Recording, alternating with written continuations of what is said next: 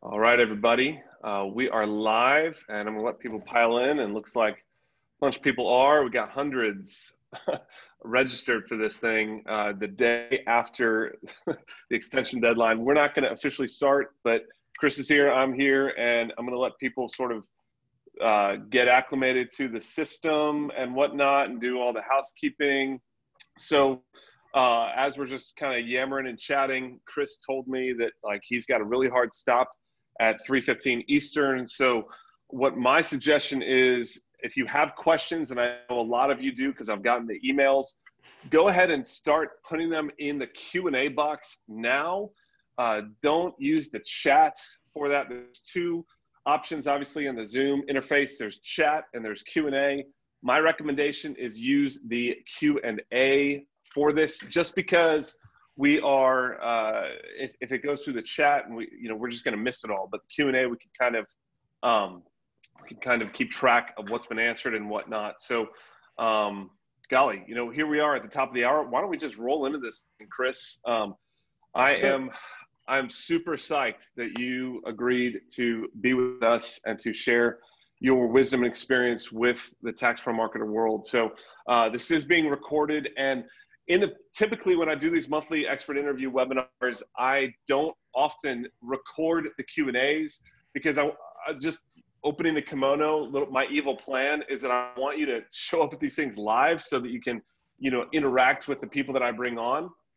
Here's what I'm doing today, just because of the value of what Chris is going to bring and because of the emphasis on the Q&A. I'm actually going to be recording this entire thing so that you can go back and look at the Q&As, because I know that there will be a lot of things that are pulled out today that that you're going to want to go back and reference. So this will be set to our YouTube, all of our content channels, our podcast, etc. Chris, by the way, just letting you know, because I'm not sure that I made that clear to you, this is being recorded and will be posted publicly. So that's good.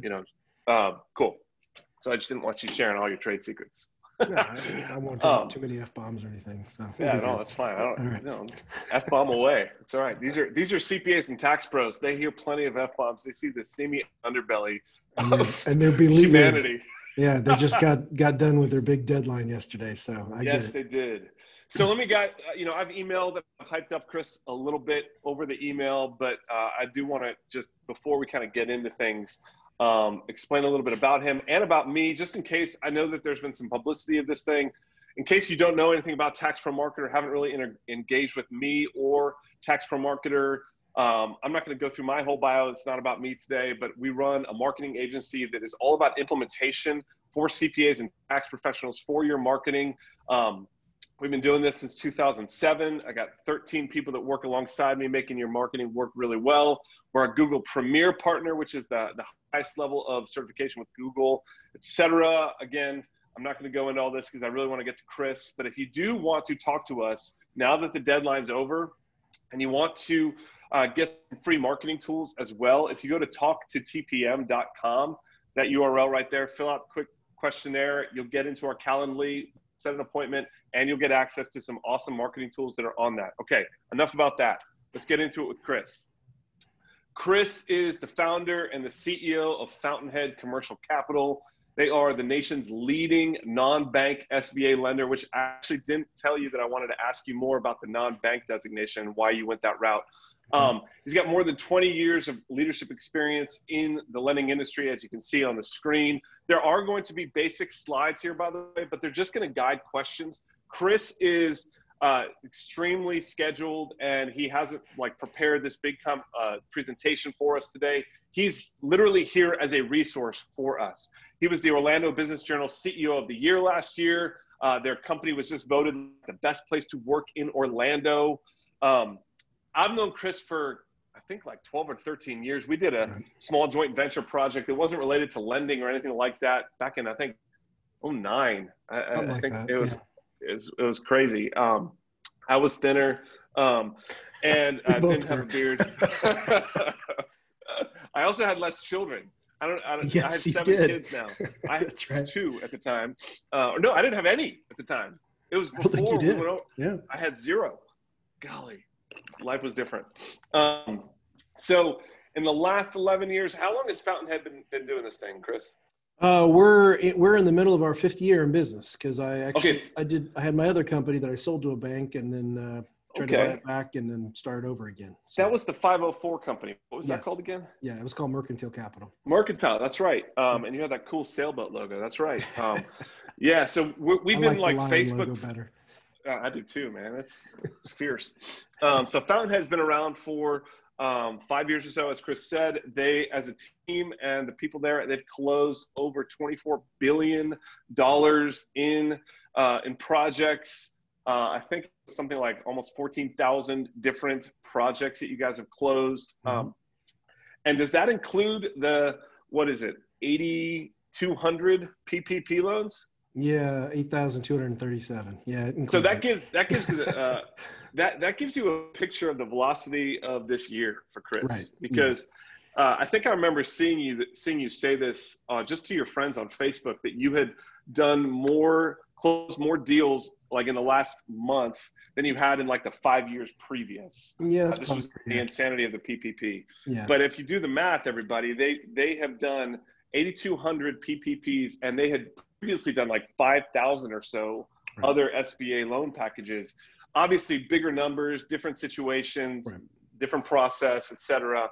But they have been doing this thing really well. And even at the 5,000 loan level, that made them one of the top non-bank SBA lenders, which gives you also a picture for how underutilized some of these SBA programs really are. The fact that they, just a few thousand of these loans, and they're one of the top in the country. And I'm excited for Chris to be able to share with us a little bit of the opportunity that small business owners have through Fountainhead and just the SBA in general. You've testified before Congress, both Senate and the House. Probably not recently, and you were not there under subpoena, I reckon. No, although I get subpoenas all the time for all the fraudsters. And is that right? Oh, yeah. Yeah, it used to be a big shock when I'd hear from the FBI, but I hear from the FBI about every other day. So all good on our side, though. I have no problem. They can continue to, subpoena us. We send the electronic records over, but there's been some other folks who did PPP loans who are probably not going to be as fortunate as we have been. Indeed. All right. So let's dive into that. Okay. Yeah, sure. Actually, look, I wanted you to tell the story. Just give me like the 1 minute snapshot of Fountainhead. Why non-bank?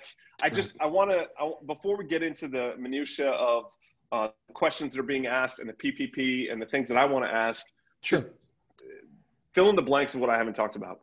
Yeah. So I just go back a little bit. So out of grad school, I was in sales and marketing, and then got recruited away because I did pretty good in that by GE Capital. This is going back 25 plus years ago.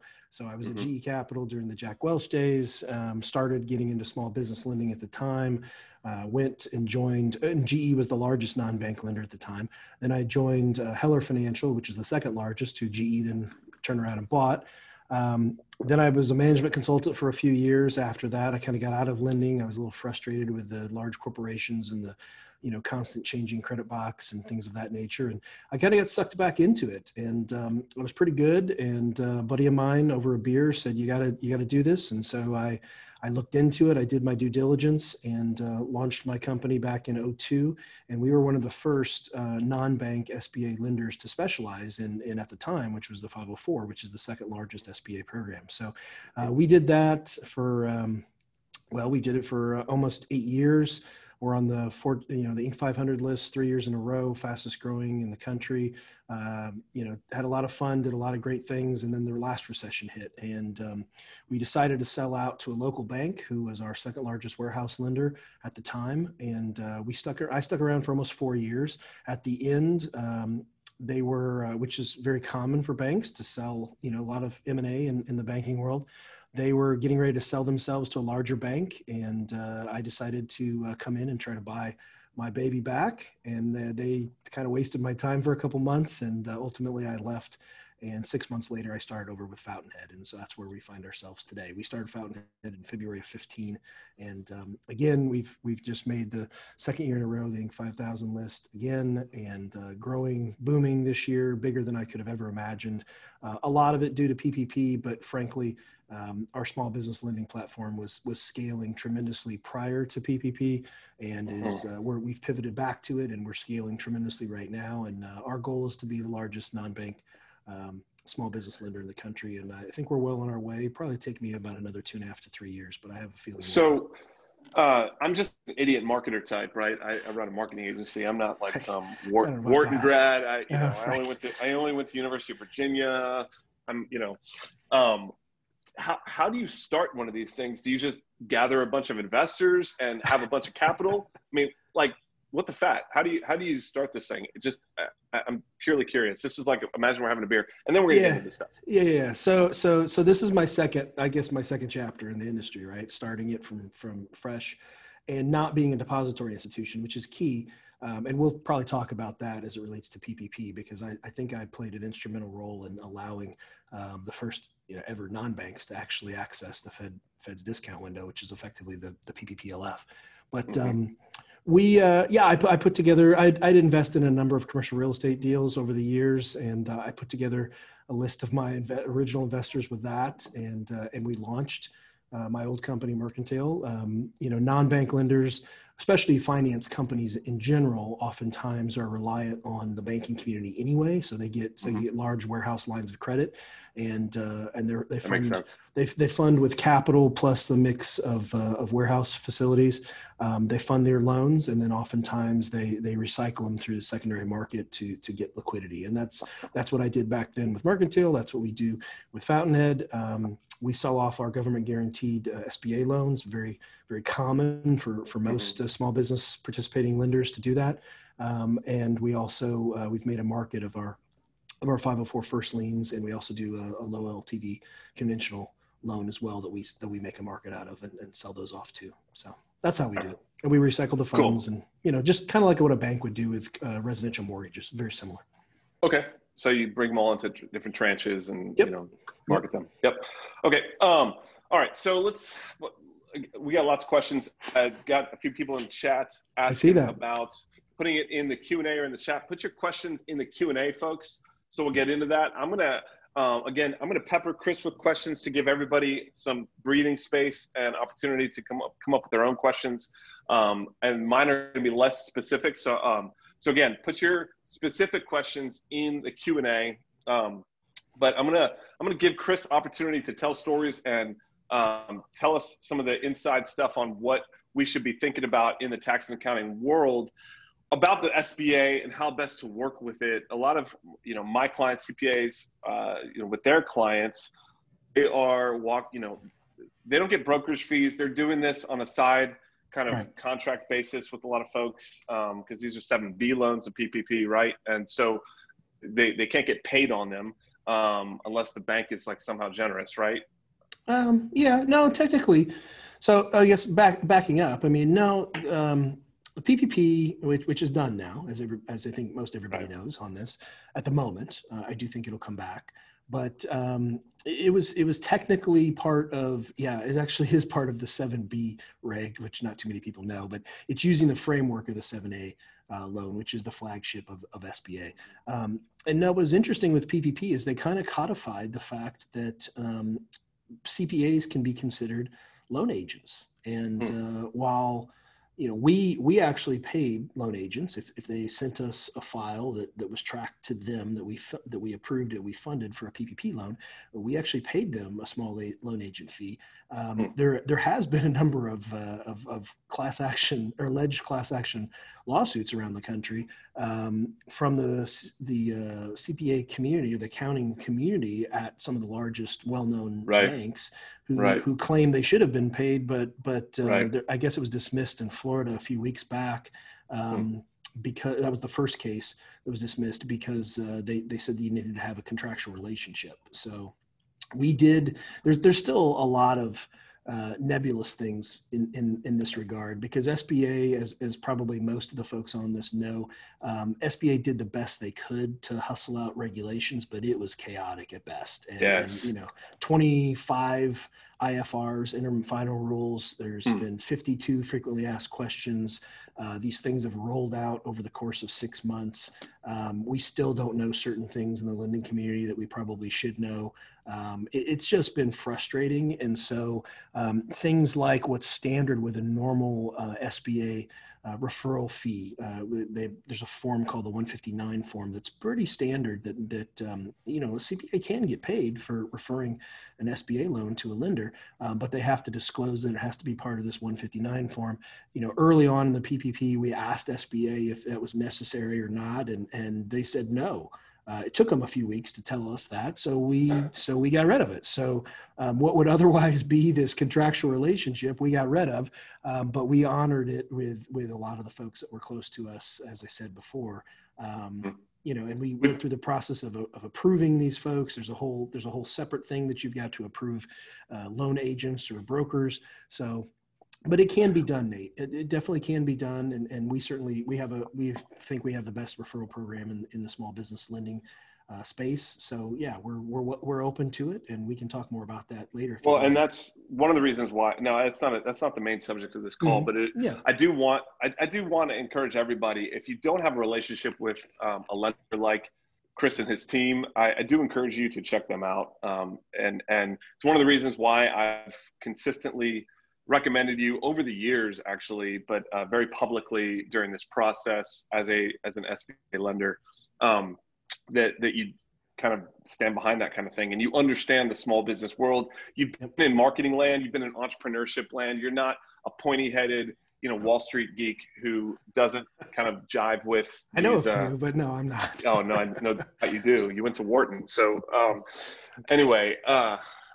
So the point is, I guess that leads into the question, what are some things that CPAs and tax pros should know about the SBA, aside from the fact that it's a clunky, staffed by humans government agency like the IRS? Right. So, are any different nuances working with the SBA vis-a-vis what they already probably experienced working with the IRS? Well, I think we should probably demystify it right away. I don't think anybody's quite as bad as the IRS. I mean, I shouldn't say this, but since we're recording, but yeah, I mean, there's some folks at the SBA that are a little challenging, to say the least. Sure. But you're dealing with SBA doesn't make loans, okay? Right. Other than in case of disaster situations. Believe it or not, it goes through SBA and not FEMA, even though that's debatable of why. It goes through private sector lenders such as myself. And so in a normal year, there's about 1,800 of us out of the world of about 11,000 total lenders. That's banks, that's credit unions, and there's a couple hundred non-bank lenders such as myself, not all of which actually participate in the programs, but these are the potentials. So there's about 11,000 total. Actually, ironically enough, credit unions now outnumber banks slightly, which is the first time I think that's ever happened. But of those 11,000, about 1,800 of us are actually what are called SBA participating lenders. And that's important right now. I mean, we're recording this in, October 16th. The conventional banking lending world, commercial lending world, has more or less been shut down now for a good 6 months, with the exception of PPP. And I don't expect that that's going to stop for a little while. Okay. I mean, yes, the residential mortgage market has been on fire, and obviously, PPP, there was more, $552 billion was done of PPP. That's more than SBA has done in its entire 56-year history times, I don't know, times 5 or something. I mean, it's a lot. Okay. Holy smokes. In the entire history. Entire history of SBA. Oh my gosh. Absolutely. The first 13 days of PPP, which is what you may recall, the first round of PPP, the funds were were spoken for, I should say, in the first 13 days. That represented more funding than SBA had done in the preceding 14 years. That's what I saw you had said. Yeah, you'd said that. Yeah. That's So insane. it's been 2020 has been an insane year, but I think unfortunately or fortunately it's continuing. So the reason I think, back to your question, Nate, I think it's important that your folks know a little bit about what opportunities exist in SBA, what the distinctions are, because I just don't think conventional commercial lending is going to be a very viable option for the remainder of this year and probably a good chunk of next year, at least certainly the first quarter, maybe in the second quarter or beyond. And SBA has some interesting terms and conditions that in many cases make it much more favorable for your CPA's clients. And and I think that's something that we can delve a little bit more into. Okay. I'm going to keep an eye on the clock because I want to put a pin in that. Okay. But I do know that a lot of my folks here are like dealing with PPP questions from their small business clients left and right. So let's just freaking dive into this. Okay. What are some mistakes that you're seeing? Are you guys are looking at PPP forgiveness applications, right? I know you personally probably aren't, but what are some things that you're seeing? Give us a broad kind of like 2 minutes on the forgiveness process as you see it now, some mistakes you're seeing, and then we'll dive into some specifics.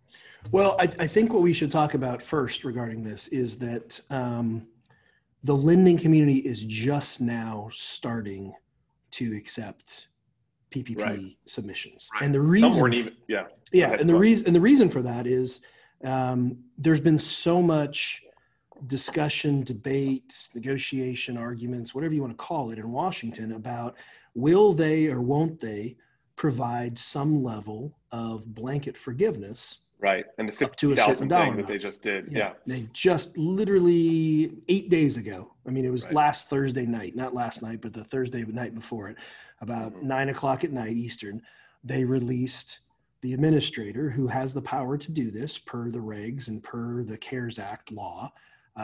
She came out and said that if a PPP loan is less than $50,000, that they were going to further simplify it. Well, that's well and good, but things like this have unintended consequences. So one of the unintended consequences was SBA loves its forms. So they had to create a new form. And now we not only have a 3508 forgiveness form, which is sort of your standard. We also got a 3508 easy form, which was supposed to be easy. Right. That was from a couple months ago. Well, now, as of 8 days ago, we have a new form called the 3508S, which is supposed to stand for simple. And from what I understand, all of them had the due date of October 31. Yes. Yes, I've pointed that out to a few folks at SBA, and they're working on it. It was a little embarrassing, of course, especially when you release this on, what would it have been? It would have been October 8th. The 8th, yeah. Yeah, and it's going to expire at the end of this month. So this new form, the 3508S, which is just for $50,000 and less, it's now a one-page form, and it wasn't too much of a refinement from the 3508 EZ form, other than there was some kind of worksheet type stuff that they took off. So, okay, that's fine. And that's great. An affidavit from what I can gather, right? Effectively, I mean, it's essentially a certification. That's right. That's essentially what it is. And the responsibility is on the borrower to say that they've used the proceeds, how they were incentivized to use the proceeds, which is still, at the moment, it's still a 60-40 mix, meaning 60% towards payroll, 40% for non-payroll, like facility expenses, rent or mortgage insurance, or mortgage interest, I should say, and utilities. Those are the categories, right? And then, but then what they did was, I don't think they quite went far enough, and that's what's frustrating to a lot of folks. Not just the lending community, but even borrowers, which is they still have to upload all the documentation that supports this. So it's not like the IRS whereby, right, you're submitting all your information to file your return and you have to retain the supporting documentation for the most part for up to 7 years, I believe. In this case, it's up to 6 years, and they have to submit it to their lender who made their PPP loan. And so I guess the lenders like myself are going to be, data storage folks and holding on to this. That's how it's currently. And unfortunately, where I'm getting to is I didn't realize that. That's fascinating. Yeah. Oh yeah. So it's a little frustrating, but whatever. What's interesting is I think the lending community in general, and obviously I talk to a lot of folks in it, and I do weekly webinars and talking to a lot of SBA lenders around the country. I think it was starting to thaw. In other words, I think most folks were starting to say, okay, here we're in the mid-October. Technically the earliest PPP loans were made 6 months ago in mid-April. We should get started on this, right? Even though we know SBA has kind of been all over the place, and who knows if Washington's going to come around and do this extra simplification. Well, just as we were getting ready to start all this, that's when they released this 3508S form. Now, where it relates to me is we actually were getting ready to launch Monday of this week. We were actually going to start our forgiveness acceptance. We've taken a bunch of beta testers, I would say, and we've had some of our earliest PPP forgiveness submissions have been in with SBA for about 6 weeks at this point. We still have not got a response yet, even though SBA just started responding, making decisions on these things about a week and a half ago, actually. So, but then they threw us this curveball with this new form, and now we've had to have our tech folks recode things. And of course, the SBA's portal, which has an API that connects to like a tech platform like what we've built, they haven't accounted for the new form yet, and they're still working on it, and it's supposed to get done next week. So all this is to say, we're still playing a little bit of a wait and see game, unfortunately. So not holding you to for it. Everybody. Yeah. Not holding you to any kind of declaration here, but what's your sense of the stringency by which they're accepting or, denying forgiveness on this stuff? Well, as of about 2 weeks ago, they'd only gotten about 100,000 submission applications or submissions, I should say. Out of a couple million, right? 5.2. Yeah. Yeah. So it's just fractional. I mean, just a very, very small percentage. I have started to hear as of last week, there are other lenders that are starting to get the forgivenesses accepted or decisioned, I should say. I don't know that monies have started transferring yet, but that should be forthcoming, I would think. So we're still in early days in all of this. And I guess that would be my message to you folks, Nate, which is don't get too worked up. I know there's plenty of your clients that are probably really concerned and want to get this done, if nothing else, just to get it off their plate. But, everything PPP is a mess. And why should we expect it to be any different? At this point, unfortunately.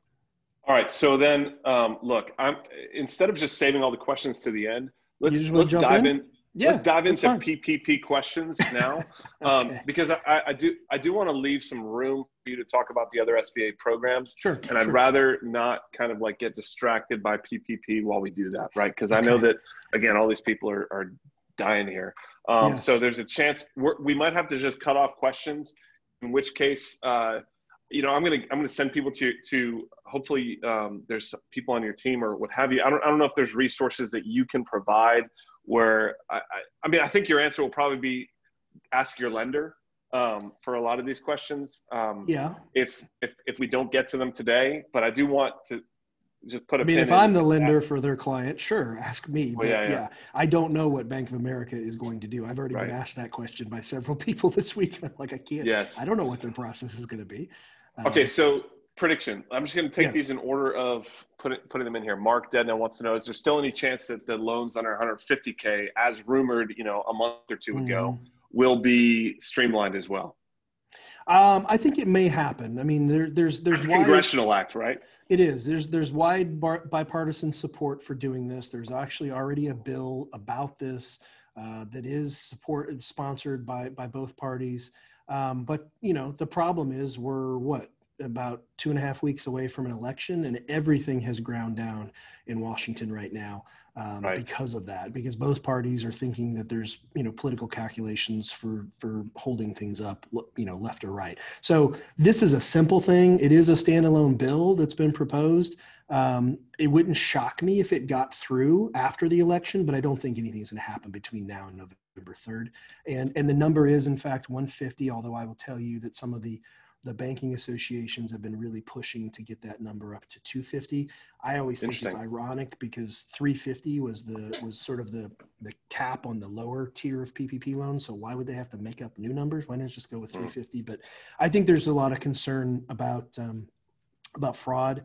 I know there's been a lot of media talk about the EIDL fraud, which I'm going to tell you right now, that's the tip of the iceberg. There's so much fraud in PPP. It's staggering. And there was an article in Bloomberg earlier this week that talked a little bit about it, really called out the fintechs, where they said that 15% of all PPP loans were done by the fintechs. Like Cabbage, PayPal, those guys? Yeah.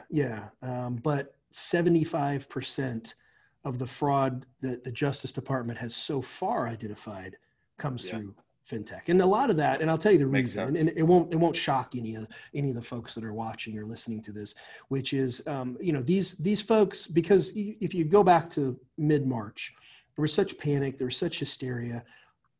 Everybody had great intentions. They want to try and get the money out the door as quick as possible. I mean, Congress literally approved the CARES Act in about 9 days from idea to passage. It was incredible. And that was the biggest piece of legislation ever. But because of that, it caused a ton of uncertainty, a ton of ambiguity, a ton of chaos. They wanted to get some lenders who had not normally participated in these programs in, because of course, they're always telling people how sexy their software and their technology is and all that other stuff. And it is, but turns out maybe it's not as meticulous as it needs to be, perhaps, because that's what's occurred here, which is some of these fintech guys did not. I used to joke with the media back in March. I'd say, these guys don't know how to spell SBA. But okay, if we're going to let them in, I guess, I just hope that they have the kind of checks and balances, the kind of oversight that a prudent lender would. And it turns out it doesn't appear that they did. And I actually know several instances where, because it's been such a flagrant abuse of the PPP programs, it's the kind of the story about the guys buying Lamborghinis and things like that with the proceeds. I've read those articles where it'll actually mention that Fountainhead and Bank of America and maybe some other folks turned them down, yet they got their PPP fund through Blue Vine or PayPal or whoever it was. So I'm very aware of what's going on. And it's ironically, right before this, I was actually writing up an op-ed where I talk a little bit about this, because they just didn't deploy the kind of, thoroughness that I think hopefully most of us on this call would have done. And you're going to hear a lot more about it. And what I hope is that doesn't taint Congress from trying to do another round of PPP, because there is quite a few small businesses out there that are still hurting that really do need another round of this. I think my supposition is that there was so much hype and just franticness about round one that they wanted to open wide the gates in round two. They did. And they just didn't have the controls that they should have. But that's pure supposition on my part. No, you're right. You're right. All right, Debbie Herman. This is kind of specific, but it's actually not too crazy. She said, self-employed individual with one employee, all PPP loans used for payroll. How should she decide 8 or 24 weeks? How to decide? Also, when will the banks begin to accept the form 3508, which I sort of feel like you've already kind of answered just in the beginning. But go ahead and speak to that. Yeah. So, I mean, self-employed with one employee, I mean, it's pretty basic. And you're using it all for payroll. I mean, it's just a function of, do you fully cover then the loan amount, the 2.5 times the monthly payroll? Do you cover it in 8 weeks, or do you need to decide on 24 weeks to determine but it should be fully forgiven if they've done everything else right. In terms of when the bank's accepting, I mean, every bank's going to be unique. There was about 5,400 banks that participated in PPP. And, as I said earlier, there was, as of 2 weeks ago, there was only a couple 100,000 submissions that had even been sent into SBA yet. Now, I do think there's going to be a surge, probably partly because of you all, that you're now past the October 15th date. So you're probably going to start encouraging your clients to start submitting things into their lenders. And so I would expect that we'll have a good surge, the rest of this month, and then probably again toward the end of the year, and probably again in January. And then we'll just kind of see what happens. And of course that means it's maddening for somebody like me to try and staff accordingly for that, because we have no idea what the demand's going to be.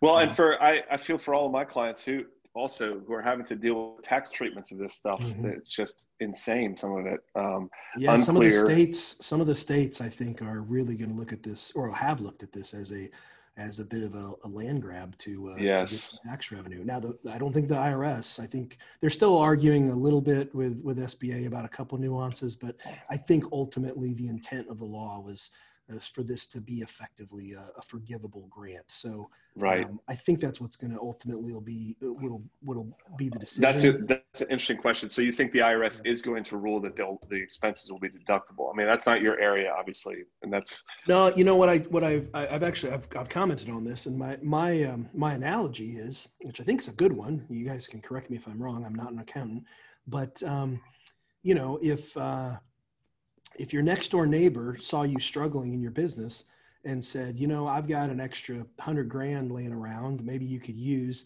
I'd like to be an equity owner in your business. Could I invest? And you said, yes, as a business owner, you said, sure. Yeah. And we'll let you invest. That doesn't do anything to the deductibility of your expenses. But if your Uncle Sam, on the other hand, i.e. the US government, says, I'm going to do this, why would that somehow change it? You know, right. that's really what we're talking about. And I would argue that the intent of the law was never to trigger this extra taxation that could come out of this. So, yeah, that's interesting. So we'll see. Yeah. All right. So Meryl, my old friend, she's asking if the PPP borrower owns, it's pretty specific, so you can follow this. The PPP borrower owns part of their rental property, but the rental property is used by the borrower's busy and other non-related businesses. What do you use for mortgage interest? Do you use only a percentage of the total rent or the square foot of interest as part of the forgiveness process? Does that make sense to you? Do I need to get her to raise her hand and ask more directly? No, I mean, I think what she's saying, I mean, I'd have to ask some more questions. There isn't, I think what it's getting towards is there was nothing in the regulations about percentage of, you know, the square footage, like with a regular SBA loan, for instance. It's typically owner occupied, owner operated, you know, simple majority, 51% or more. There was no sort of, you know, stipulation regarding PPP in this. So you know, Meryl, I think I would submit you're going to have to submit your mortgage interest statement as part of the PPP forgiveness process. I've seen differing things that you may have to actually even submit a copy of your note itself so that the lender has that, probably just to keep it, again, data storage, unfortunately. I guess we'll see. And the lender will probably take the position that they are merely, unless it's over $50,000. Well, let me back up. If it's under $50,000, there is nothing that the lender has to review other than they've collected the documents and the borrower is in fact certifying that they followed the program rules and that they're certifying that they get full forgiveness. If it's above $50,000, the lender is supposed to do some sort of cursory, reasonable review. But, you know, ultimately the lender is going to submit to SBA with whatever the forgiveness percentage is, and SBA is going to decide. You will still have the opportunity to appeal the decision, and there'll be a whole process involved with that. So if you're not happy with how much you were granted forgiveness on, you can go back to it. I'm not saying you're going to win, but you can certainly go back to them and try to appeal for more. That's interesting. That opens some other questions, but okay. The process wise, but that's good. All right. I'm trying to just restrict these to the PPP. We have other questions related to the Main Street Lending Program and some other things out there. That Main Street Lending Program, again, we'll put a pin in that one. It's a mess. It's a mess. Yeah, it seems like it. All right. Again, we're going to get a little bit more granular here. Actually, Patricia Dixon asked for you to repeat the details on the 3508S form, like what's submitted along with it. And can you just go over that again for the sake of the recording? It sounds like some people maybe didn't hear you on that. So for it's too lengthy for me to go over what you need for the regular 3508 form. It's pretty lengthy for the 3508EZ form, but I think the answer she wants to know is the S. Yeah. So let's talk about the streamlined or the simplified, which they just announced 8 days ago. So that one, there's sort of two categories of allowable or usable proceeds of the loan, which is payroll and non-payroll. So payroll is supposed to be 60% of what you use the proceeds for to get full forgiveness, whereas non-payroll is supposed to be 40%. That, by the way, that used to be 75-25 before they changed it back in June. So for payroll, you're going to have to submit, believe it or not, your borrower is going to have to submit, even for the 3508S, they're going to have to submit to their lender their payroll reports, okay? They're going to have to submit canceled checks or wire statements, bank statements that all support that and justify that. I know this is a pain. That's on the payroll side of things. They may have to submit a 941 as well. Anything that supports that they actually spent 60%. Okay, and if they just submit 941s, I wouldn't be shocked if most lenders say, "Well, send me your bank statements as well, so I can see that, so I can track that." Send me, if you use a PEO, send me your ADP or your paychecks report so I can track that. Okay. On the non-payroll side, if you, those basically fall into two categories, which is the facility expense and the utility expense. So for utilities, that's probably the easier, although it'll be much more of a pain in the butt. You're going to have to submit copies of your invoices, your utility statements, and your canceled checks, and your bank statements, again, so people can track it. For the facility expense, you're either going to have to submit, it says this on the instructions of the 3508S, you will have to submit your lease, which is a bit shocking to me because, leases can number, 50, 60, 80 pages. You have to submit your lease to your lender. You have to submit your lease statement, your canceled check that you paid it, and again, your bank statement.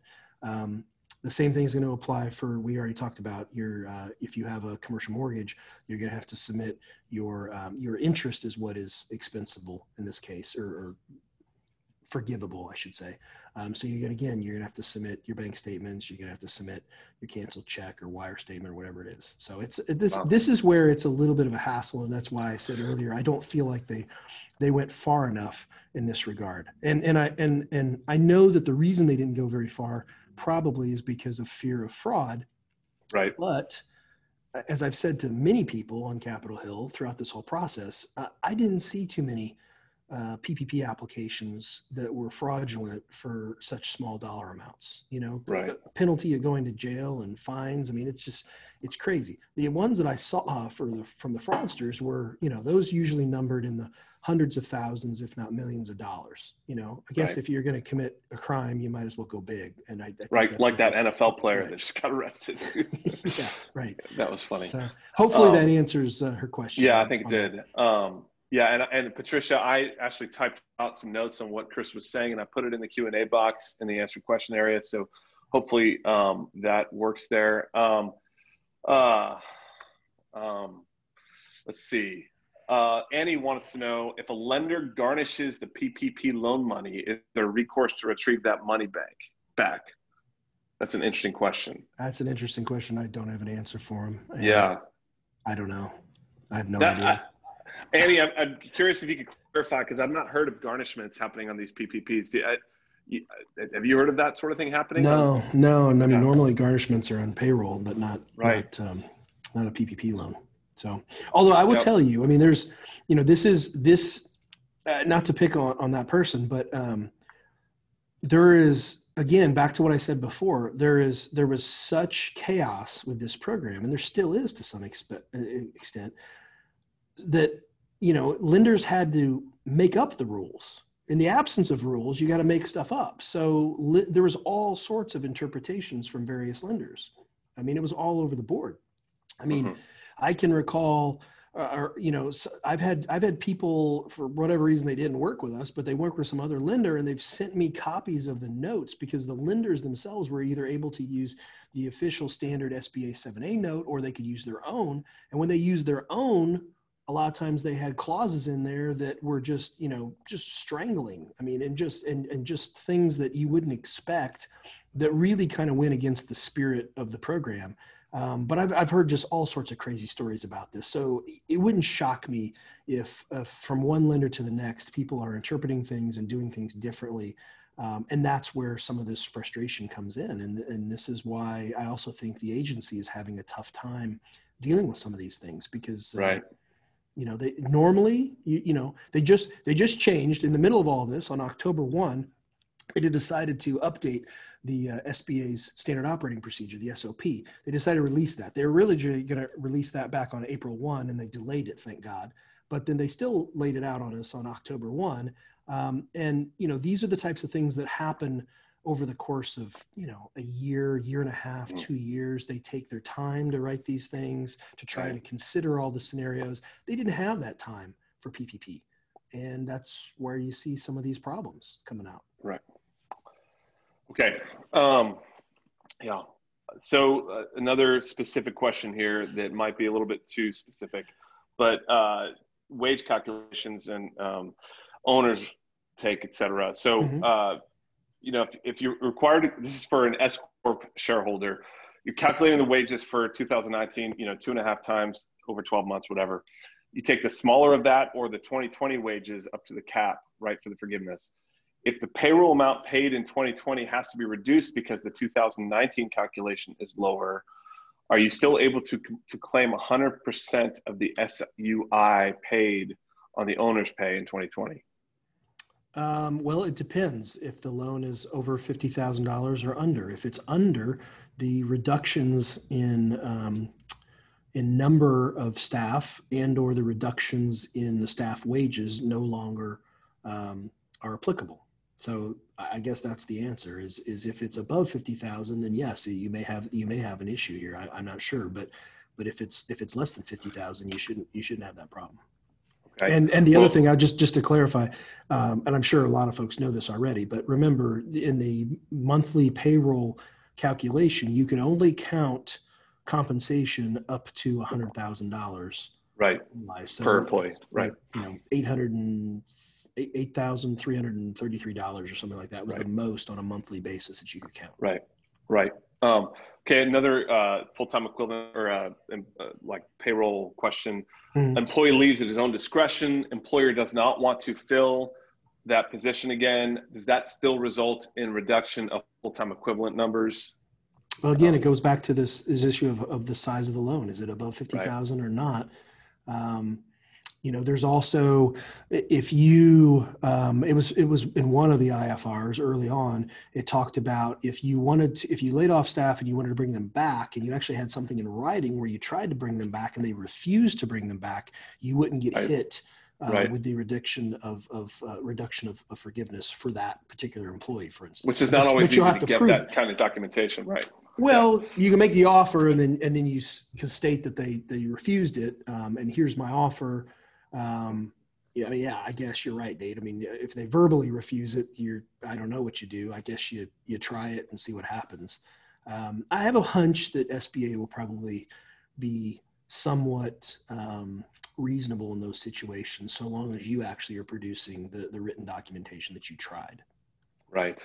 Don't hold me to it, but I think that's what they'll probably come down on. Oh, just to return to that garnishment question, she did clarify.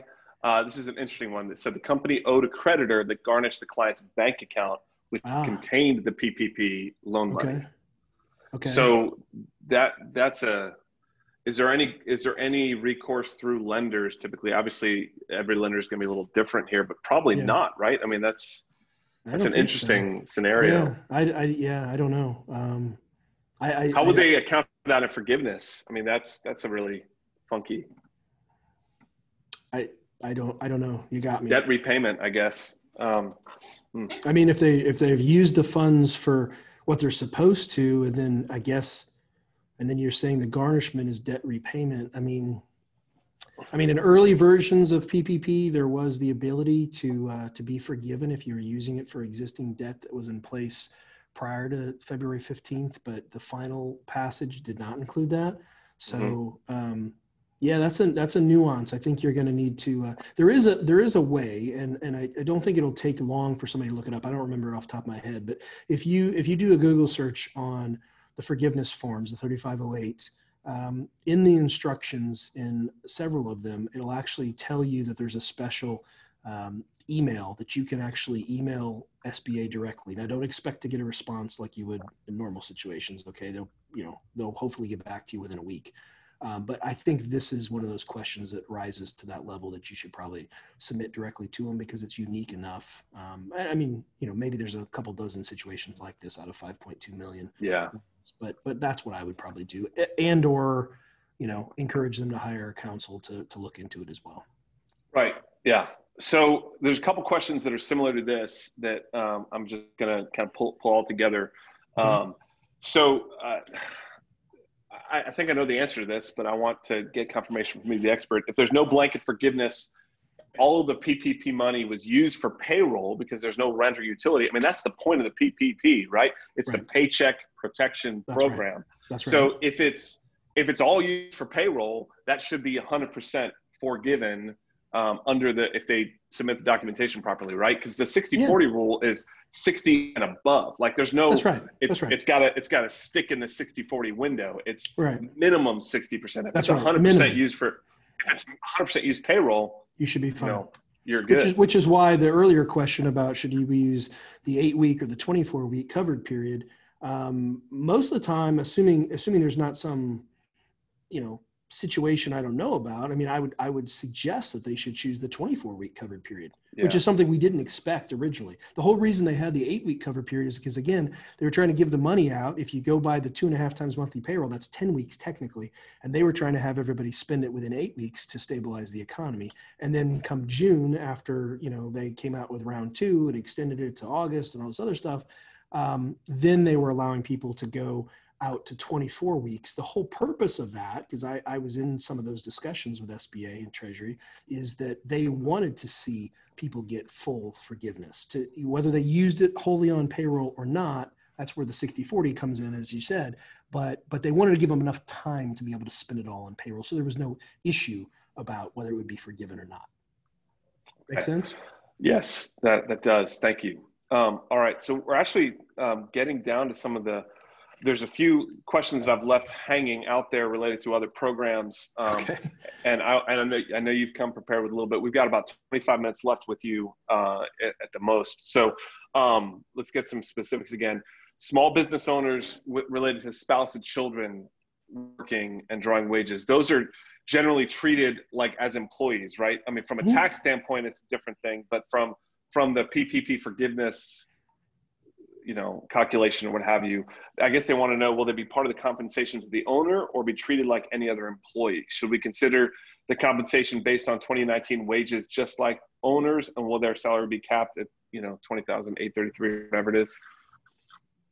Well, I think it comes down to how are they treating the spouse and the children. If which I would hope they're doing it right. Yeah, they're doing it exactly. And so therefore there will be they're part of the 940 calculation on an annual basis, for instance. If they're doing it that way, I think you should be fine.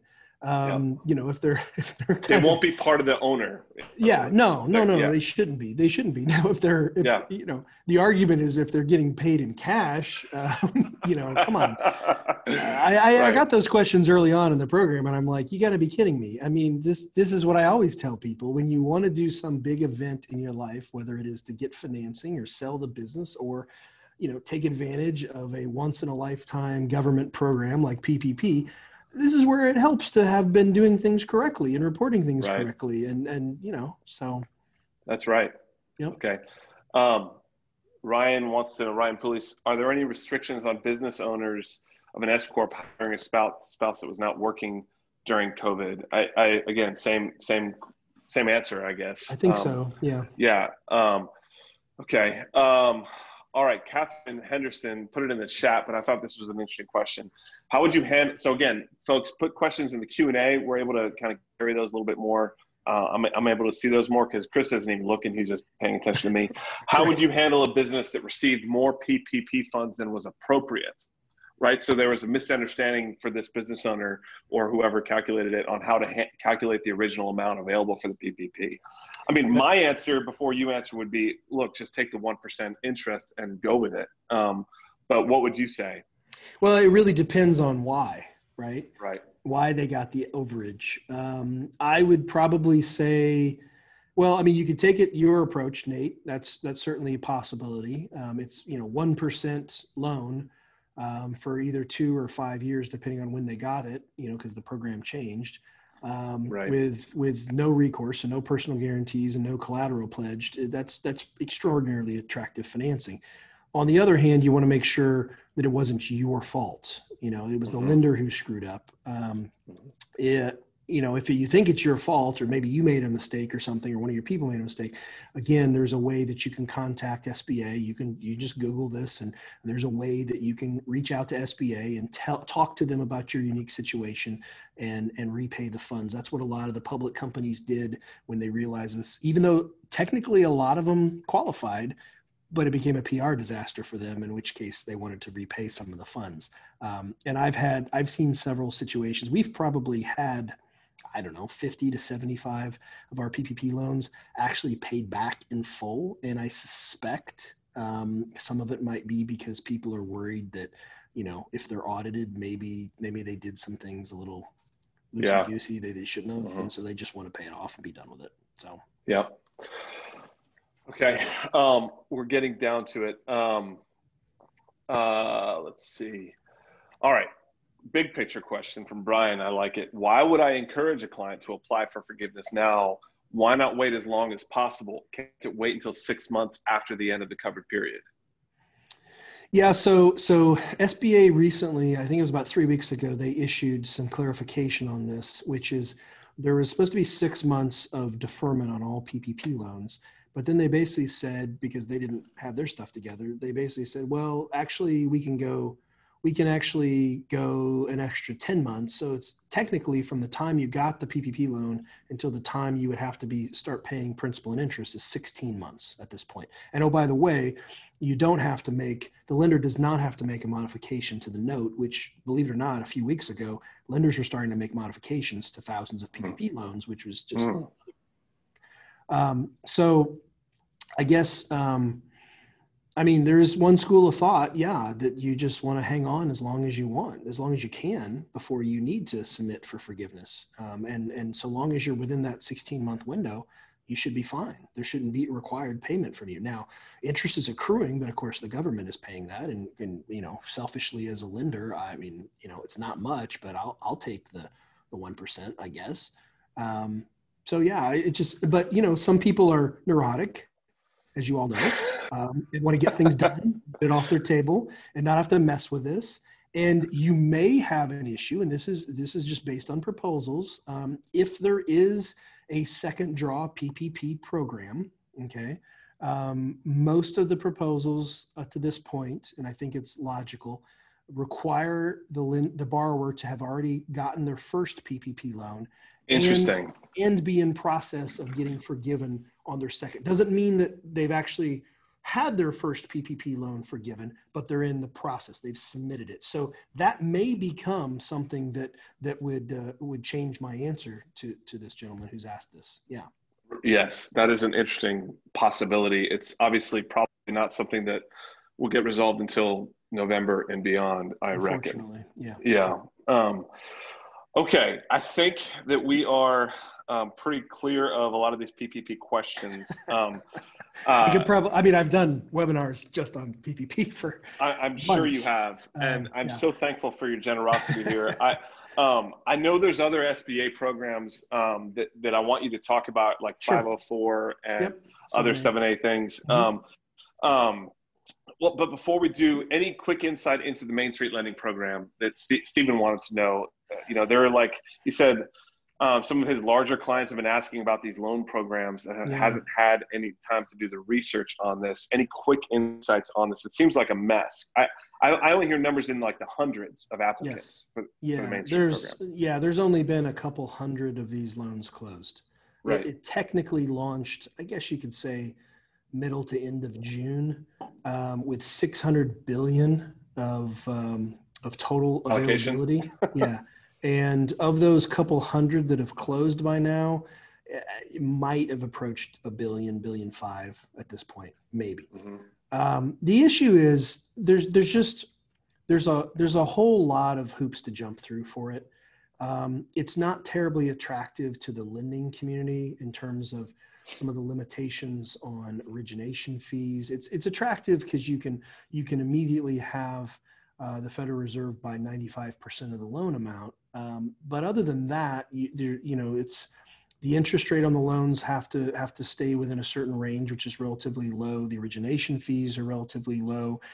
There's a payment back to the Federal Reserve based on what you collect, which also sort of disincentivizes the lending community. From the borrower standpoint, it's some of the biggest, this gentleman said about, he said some of his larger clients looking at it. The problem with the larger clients oftentimes is that it's kind of the Federal Reserve in Boston is who's managing it effectively.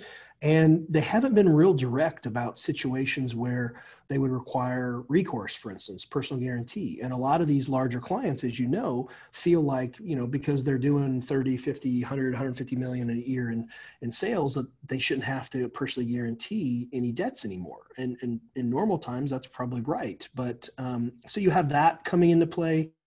You've got restrictions on executive compensation. You've got matters about, mezzanine financing. You've got to prove that you've got accessibility to other debt, but not have tapped it. I mean, it's just a mess. I mean, it's really complicated. And what they probably should have done is, if the Federal Reserve was so interested in pushing another 600 billion through the economy, maybe they should have done it through PPP, because you already had the distribution channel there. Now, granted, the lenders were fatigued because, right. I think I worked an average of 16 hours a day for about 9 weeks straight without taking a break other than Mother's Day. So it was brutal. But, that would have been one way to do it. And I've encouraged some of that, but again, you have competing fiefdoms as well with some of this stuff too. So that's part of the problem too. But I don't know, they might get it fixed, but so far it's looking like an abysmal failure. So in other words, I told them it's going to be dead on arrival as well, based on how they structured it. And then, it is what it is. Yeah. Right. So lenders like you are just not hot to trot to like get through all the weeds. We're not participating. There's actually one lender in the country who is responsible for about half of all Main Street loan programs. Not entirely sure why, but everybody else is very, very particular and really just generally not comfortable with it. I had a loan that actually they wanted to do it, and we were able to restructure it and do it as a 7A loan, actually. So okay. All right, that's a good segue. First of all, I got the question from Kelly. It doesn't matter what state any of my clients and their clients are in to use Fountainhead, right? No, we're a national. We're a national lender. I just want to make that very, very clear. And before we get into this stuff, what's the best way that if people wanted to connect? I mean, just on your website, I mean, I know you didn't come equipped with like a landing page or an application or anything like that. But if people wanted to get in touch with you and your team, maybe more realistically, what would be the best way they would do that? info@fountainheadcc.com is the email. You can go to fountainheadcc.com is the website. I mean, we're on all the social media stuff. You can follow us anywhere. There's tons of straightforward. So there's nothing. Yeah, it's easy. Okay. I just sent that in the chat. Behind me is the telephone number, the there website. You go. Sweet. Actually, okay. So let's talk about why they should, because you guys have been running, I know, the 504 thing with Mercantile before. What's your focus now with Fountainhead, the 7A stuff, right? Talk about that. So, well, let me distinguish between the two programs. So the SBA's two primary programs are the 7A and the 504. And SBA lending is highly specialized. That's why when I said earlier, there's 11,000 potential lenders in the country, but only about 1,800 of them actually have made an SBA loan in the preceding 12 months. That's an important distinction that everybody needs to understand. This isn't something you just, because you pass a bank branch on your way to work in the morning, you should go down and talk to them about SBA. It'll be a stupefying experience for you. You don't want to do that. So you need to work just like probably a lot of you all focus. I imagine some of you specialize in certain niches. That's important. This is the same thing. This is just in the lending space, in the commercial lending space. So this is our niche. 504 is mostly used for owner-occupied, owner-operated commercial real estate. It can also be used for heavy equipment, but in general, it's for a business owner wanting to buy their office, buy their warehouse. A franchisee wanting to open their new flagged hotel or buy their franchise restaurant or franchise. And why would they use a 504 instead of going to a bank and doing like typical commercial financing? Typically, the biggest reasons are the down payment is usually half as much as what conventional banks are requiring for ordinary conventional bank financing, and the terms are usually longer. In the case of a 504, there's a portion of the loan that is a government guaranteed bond that's about as cheap of money as you can ever have right now. That portion of the 504 transactions are fixed at about 2.5% for 25 years. So good luck finding that in the ordinary. Right. So those are really the reasons. On the 7A space, 7A is we kind of call it the general. It's used for everything for the most part, meaning we do business acquisitions with 7As. We can do commercial real estate financing with 7As, refis, acquisition, construction, renovations, just like with a 504. We do equipment financing with 7As. We do partner buyouts with 7As. We do working capital with 7As. We do a lot of debt consolidation, refinancing, especially higher interest rate debt with a 7A. So it's very versatile. Again, same thing applies. What often, and this is kind of a general comment about SBA lending versus conventional lending. Oftentimes the down payments are much less, and the amortizations and the terms are much longer. The interest rates are not as divergent as perhaps they have been in the past. They're typically fairly competitive. And if you work with a specialist, then you can get an answer oftentimes faster than an ordinary conventional bank will give you answers on commercial lending. And that's why this is a good tool for all of you to have in your toolkit. It's if you don't have it, you're at a disadvantage when that business owner comes to you as a trusted advisor to talk about, what are some of the options out there.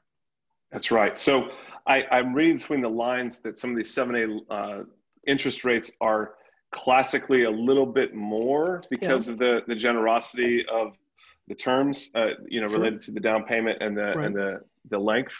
But that's pretty standard. I mean, I would agree. And the other thing is, I mean, you're not gonna, this is again to demystify things. Good luck doing a business acquisition conventionally. It's not gonna happen. Okay, business acquisitions in this country, which is a great growth strategy, even for small companies, and I've written a lot about it over the years. Buying your competitor or somebody down the street that's can improve your margins, or you get their customer base and double the size of your company or whatever. I mean, these things are doable, okay, but they're not going to be doable with ordinary bank financing. Okay, they're going to be doable with cash, with seller financing, or with an SBA 7A loan, so long as the loan is less than $5 million, because that is the cap on 7A loans. Okay. So that's a pretty broad net to cast business acquisitions. So some of these things are just not, they're just not going to happen with ordinary conventional bank financing. And remember what I said at the beginning of this, conventional bank financing is pretty well shut down right now. And if anybody doubts me, go ahead and try if you want, but I can't tell you how many folks I talk to on a weekly basis who were told what their banker thought they wanted to hear. And their banker, of course, in trying to keep their job in this pandemic, is confusing activity with results and looking busy and bringing them down, putting them on the pipeline and sort of doing all the right things. But ultimately that banker probably doesn't have any decision-making authority. And ultimately when they get to the credit committee, that's when they get turned down. And of course it takes about a month from start to finish at least before they find out. Whereas if they just would have gone down a different path, maybe with SBA lending, because it is partly government supported, you can get a quicker decision and you might be actually able to get a deal done, which I think it's going to be a struggle for a lot of folks. And I'm actually getting a lot of deals getting kicked out of banks right now because of course the banks are trying to mitigate the risk and they're using every technical default, tripping of covenants that they can to try and get certain industries out of their portfolio. So that's another issue. Yeah. So on the 7A topic, Diane wanted to know, is there any information about the EIDL being forgiven? And what would you say to that? Well, first of all, EIDL is only through SBA directly. Okay. Right. It's not through private sector lenders. Right. And my knowledge on EIDL, frankly, Diane, is a little bit limited but I would research it. And I don't believe those are forgivable loans, by the way. There's the $10,000 There's a grant. $10,000 grant. Separate. That's right. That's Yep. taken off a part of the forgiveness process. But if you have a regular EIDL, that's long payback terms, and you may have had to pledge some collateral for it as well. And that program's been a bit of a mess as well because of, starts and stops and different sizes and everything else. But I don't believe that's meant to be a forgiven loan. Right. Okay. Well, Chris, you've been so generous with your time. You had a hard stop in 8 minutes. I want to give you some breathing room so that you can take a breath, because you've been so generous. I've got his website up on the screen for everybody. I put it in the chat. I highly recommend you guys connect with Chris and his team a little more deeply. Are there socials or things like that would be the best way for them to follow your information that you put out? Because sure. I know you're a thought leader in this space, and I know that they like looking like they know what they're talking about to their clients. So yeah, you can follow us on LinkedIn, or me personally on LinkedIn. We have our own YouTube channel. There's a couple hundred videos up if you really want to dive into some of this stuff.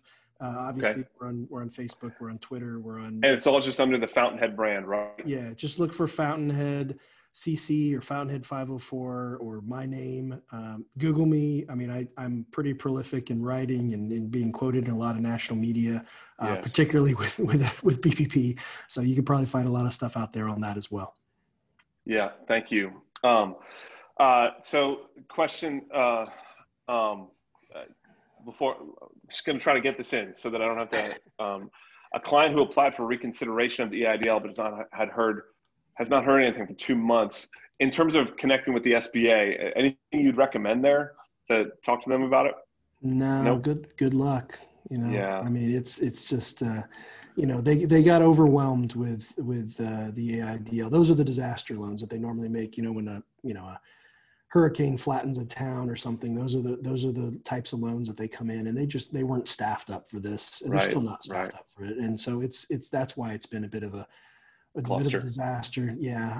There's a lot of proposals in Congress to authorize more funding, not just for staffing for SBA to handle these, but also to give more funding to the EIDL program itself. So you may see that. I don't know.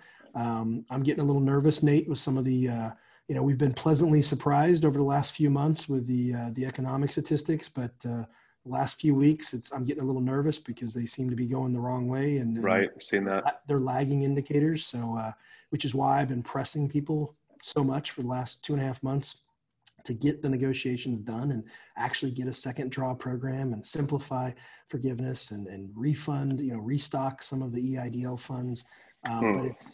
But it's frustrating because it's an election year, and I need everybody to make sure they're talking to their representatives and their 2 senators to push this type of stuff. So, man, okay, gosh, Chris, I'm only doing this because this guy who's asking is one of my favorite clients, and okay. You sort of already answered this, but he just came in at the end. So the numbers were miscalculated by the SBA lender in giving the PPP loan. Okay, obviously not you, and they provided half the amount that should have been allowed under the terms. Can anything be done with that? And if so, what?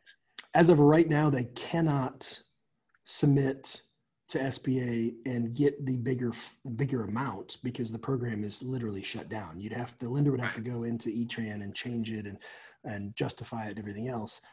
So there's nothing you can do right now. Although, again, some of the provisions, the proposals for the second draw PPP would allow for, if there was mistakes, because there was a lot of these mistakes, that you'd be able to come back and appeal and get the amount that you should have gotten in the first place. But again, we got to get that legislation passed in order to actually be able to help. And that's the problem. That's the sticking point right now with both sides. Okay.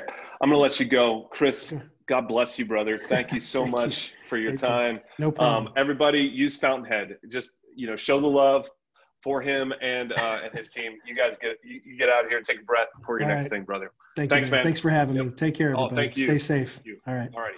Bye-bye.